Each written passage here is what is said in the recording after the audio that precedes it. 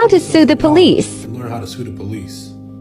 A public official's bond refers to an instrument by which a public officer and a secondary obligor undertake to pay up to a fixed sum of money if the officer does not faithfully discharge the duties of his or her office. What does the bond protect against? The public official's bond is commonly issued to protect against conduct or omissions by the named public official that constitute a breach of the public official's duties of office.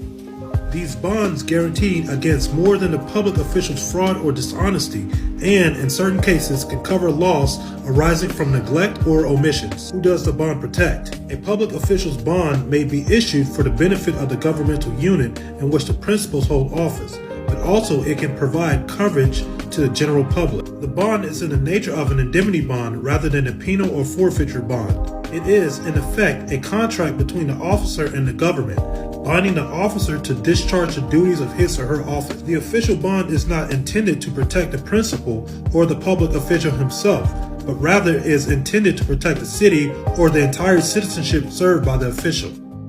The official bond indemnifies those who have suffered as a loss as a result of the official misconduct, and in many cases the state statute will provide a provision specifically allowing a member of the public to bring suit against the bond if that individual has suffered a loss resulting from the official's misconduct.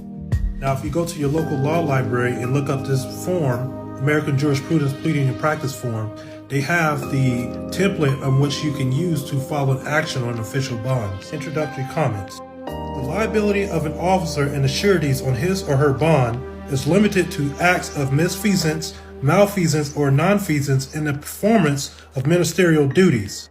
Now you should pause the video to look at this checklist and take a picture. This checklist is what you use when you draft a complaint and an action against the official bonds.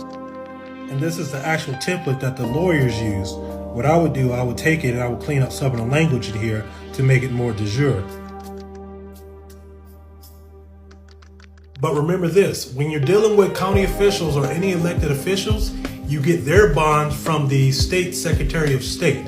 And typically when you're dealing with city employees such as the police, what you would do then to get their bonds, you would go to what's called the City Risk Management Department. And over there, they'll give you the information of the surety company that's indemnifying the policemen and such. Sometimes they'll have a blanket bond for all the employees. So what you want to do, you want to go there and ask them for the information.